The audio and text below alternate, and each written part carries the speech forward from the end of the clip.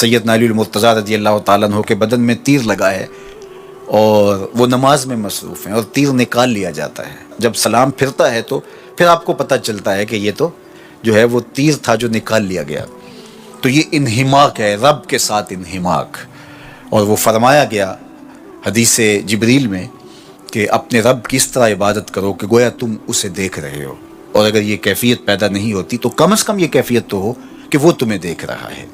فاتخذہ وکیلا، اور اسی کو کارساز بناؤ، اسی پر توکل، اسی پر بھروسہ، اپنے امور اسی کے سپرد کرو. جب اپنے امور اپنے رب کے سپرد کرنے کا مزاج پیدا ہو جاتا ہے زندگی سوکھی ہو جاتی ہے. تدبیر کریں، اس کے لیے حکمت عملی ضرور آپ وضع کریں، لیکن کچھ کام کر کے اللہ پہ چھوڑ دیں. اگر توکل بھی یہی ہے کہ آپ گھٹنا بھی باندھیں اور سپرد اللہ کے کر دیں. اسی کی طرف سے کام ہوتے ہیں اور وہی کارساز حقیقی ہے. تو فرمایا کہ فاتخذہ وکیلا، اسی کو کارساز بنا لیجئے اور اسی پر اپنے کاموں کو چھوڑ دیجئے. جو کشتیاں اس کے نام پر ڈال دی گئیں وہ ڈوبتی نہیں ہیں، وہ منزل تک، ساحل تک پہنچتی ہیں.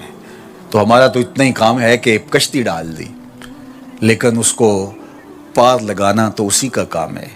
تو اسی لیے ہم سواری پر بیٹھتے ہوئے کہتے ہیں کہ مالک اس کو مسخر تو نے ہی کیا ہے ہمارے لیے، ہمارے میں طاقت تو نہیں تھی کہ اس کو مسخر کر سکتے. تو یہ اس کے کرم سے ہوتا ہے. تو وہ اگر چاہے تو کوئی مشکل نہیں ہوتی.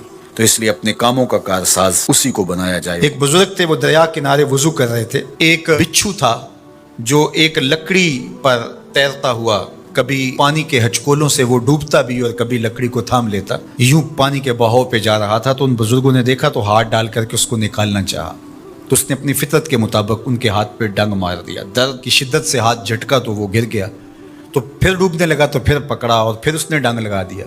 7 مرتبہ اس نے ڈنگ مارا اور آپ اس کو نکال کے 8ویں مرتبہ باہر نکالنے کی کوشش کر رہے ہیں. تو مرید نے کہا جو پاس بیٹھا تھا، حضرت یہ بار بار آپ کو ڈنگ مارتا ہے اور آپ اس کو نکالنے کے لیے کوشاں ہیں.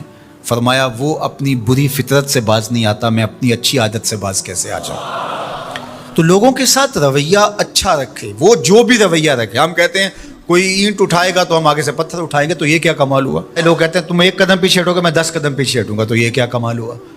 تم کہو میاں تم جتنے مرضی قدم پیچھے ہٹو، میں بھاگ کے تمہارا دامن پکڑ لوں گا، تمہیں جانے نہیں دوں گا، ایک دن تجھ کو بھی جیت لوں گا محبت کے زور پہ.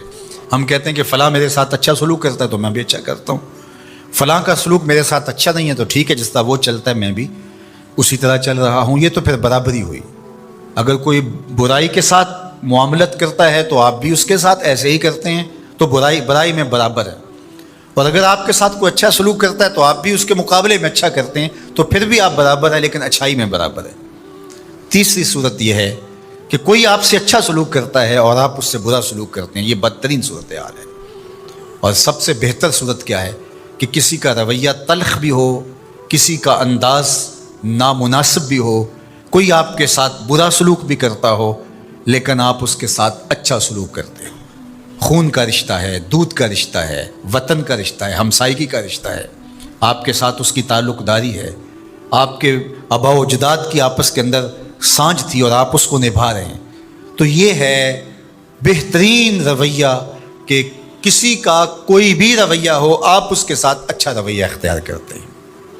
حضرت عقبہ بن عامر رضی اللہ تعالی عنہ کو حضور نے ارشاد فرمایا تھا سل من قطعک واعط من حرمک واعف عن من ظلمک. اے عقبہ بن عامر، جو تجھ سے تعلق توڑے تو اس سے تعلق جوڑ، جو تجھے محروم رکھے تو اس کی جھولیاں بھر دے، اور جو تیرے پہ زیادتی کرے تو اس کو معاف کر دے، اس سے درگزر فرما. یہ بہترین کردار ہے جس سے ایک اچھا ستھرا پاکیزہ اور مناسب معاشرہ ترتیب پاتا ہے اور ترکیب پاتا ہے.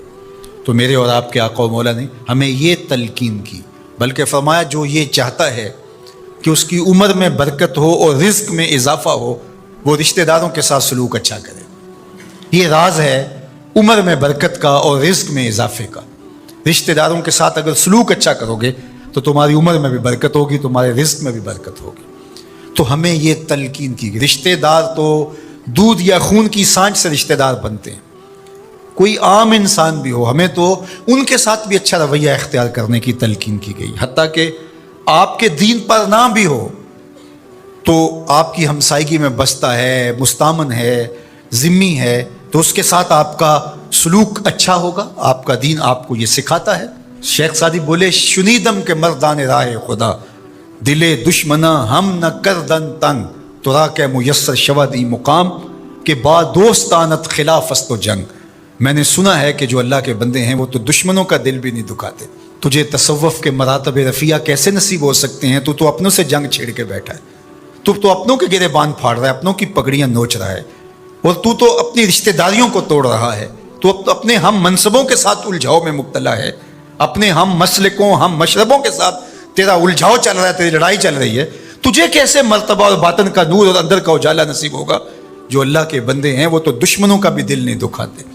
انسان تو انسان رہے، وہ تو جانوروں کے ساتھ بھی رویہ اچھا رکھتے ہیں کہ یہ اللہ کی مخلوق ہے.